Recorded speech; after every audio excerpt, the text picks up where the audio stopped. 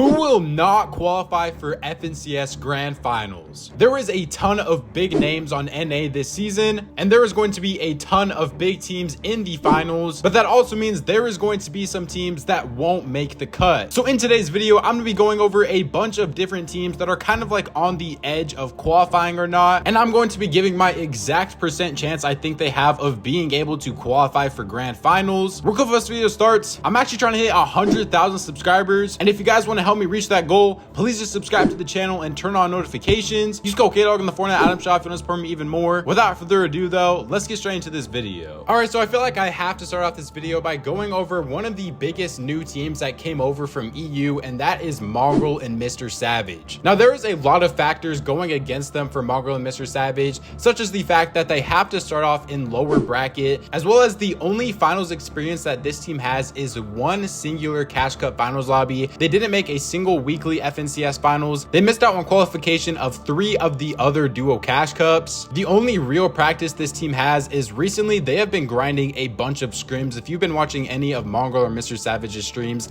they are literally playing scrims like 8 hours a day right now. You can tell that this team is fully locked in and they are fully grinding, getting ready for FNCS. It was a very disappointing performance last season, them not being able to qualify, and they were also in lower bracket last season, and they honestly do look really good in these scrims, but there is also a lot of teams that aren't playing the scrims right now, like some of the higher level teams. Like if you saw, like Clicks is on vacation right now in Miami doing streams, and so the competition might not be the best necessarily in these scrims, but it is still very good to see them grinding since they are going to be in lower bracket. They're not going to be going against like the top tier of tier 1 pros. I still do think Mongrel and Mr. Savage are a very good team, and the exact percent chance that I'm giving to them to be able to make Grand Finals is I'm aiming high for my boys here. I'm saying a 70% chance. After every single person that I list in this video, I want you guys to comment down below your exact percent chance you have for them qualifying as well, and we can have a little debate and a little discussion in the comment section. Next up on this list, I have the OCE boys of Alex and Worthy.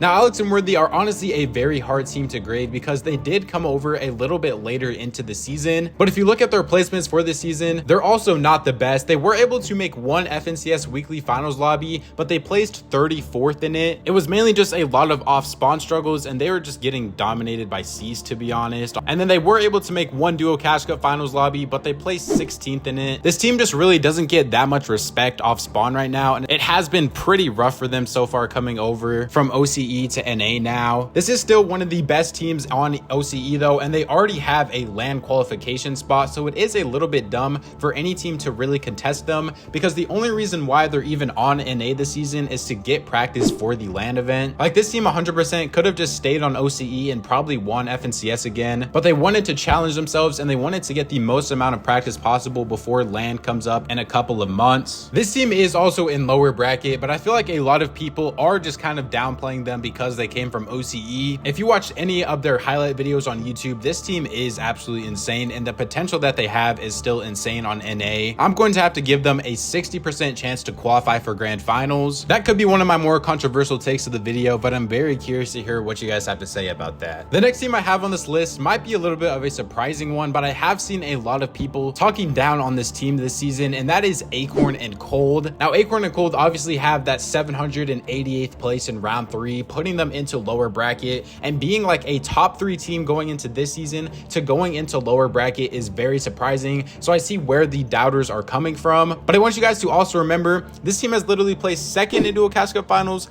3rd in duo Cash Cup finals. They won a duo Cash Cup opens, and Acorn just recently placed 8th in duo Cash Cup finals with Bolts when Cold was actually on vacation. This is still undoubtedly a top 10, maybe even a top 5 team on this region, and just because they are coming over from lower bracket, I don't think it is going to affect them as much as people may think. I have to give this team an 80% chance to be able to qualify for Grand Finals. I could honestly even up it up higher to like a 90% chance. The only reason why I'm not is just simply because of like the lower bracket thing, but I really don't think it's going to affect them that much, and they're going to be by far the best team in lower bracket. So I think they're just going to absolutely dominate their way through it, qualify for upper bracket, and then qualify to Grand Finals very easily. So I kind of just convinced myself to up it up to a 90% chance to be able to make Grands. Let me know what you guys think about this, and if you think it should go even higher to maybe even like 100% chance. All right, now for one of the most inconsistent teams of this season, I have Bucky and Ocus. Now Bucky and Ocus is honestly a team that I haven't talked about too much on this channel. This team has not been able to qualify for the last 2 Grand Finals finals. And a lot of Bucky and Ocas fans will say it's from like unfortunate events, but I mean, honestly, if you're like a top player in the game, then you should be able to qualify whatever circumstances are given to you. So the thing about Bucky and Ocas is they have qualified for both of the FNCS weekly finals, but they went 0 for 4 in Cash Cup finals. So this team is going to be in the very stacked upper bracket. If you're wondering how this team actually did in the FNCS weekly finals, they finished in 18th place in week 1,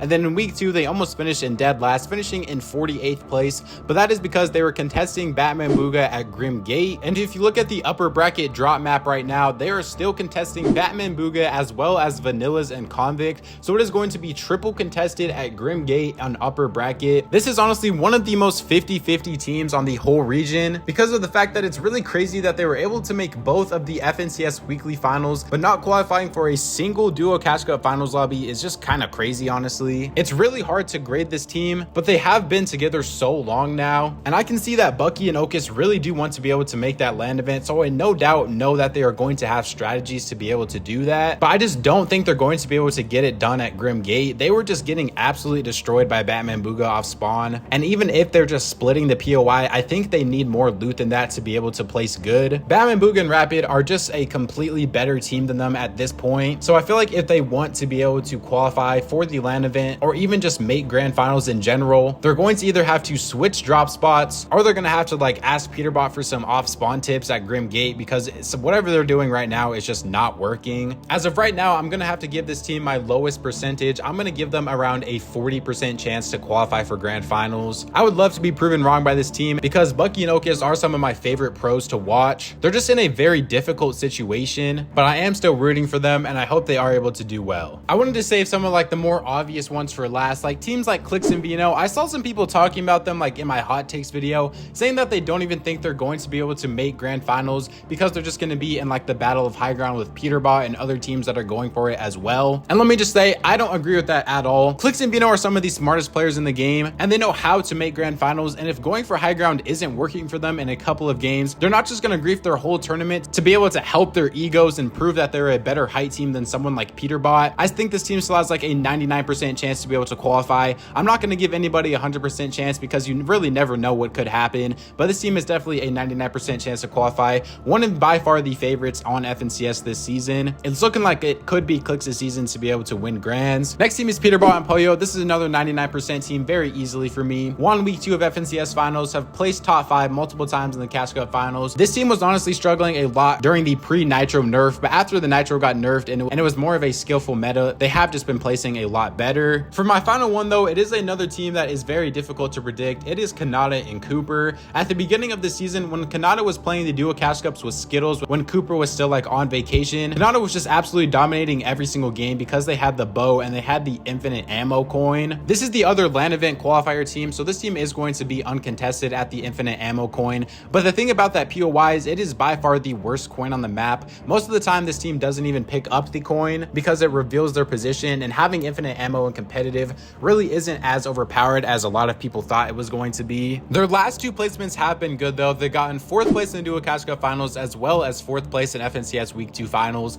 I would still have to put them at around like a 70 to 75% chance to be able to make grands. A lot of people are kind of underrating them now after the slow start that they had, but ever since, once again, kind of like with Peterbot and Pollo, after the post Nitro nerf, this team has been doing a lot better. It just took them a little bit to get used to the bow being gone. Other than that though, that is pretty much all for today's video. Let me know which one of my opinions you agree with and which ones you don't in the comment section down below. Remember, hitting 100,000 subscribers would be like winning FNCS to me, so if you want to help me win FNCS, just hit that subscribe button and turn on notifications. Use code KDOG in the Fortnite item shop and support me even more. Make sure to check out these other 2 videos that are on the screen right now. YouTube is saying that you guys will enjoy those the most. Thank God for another day, and I'll catch you guys next time. Peace out.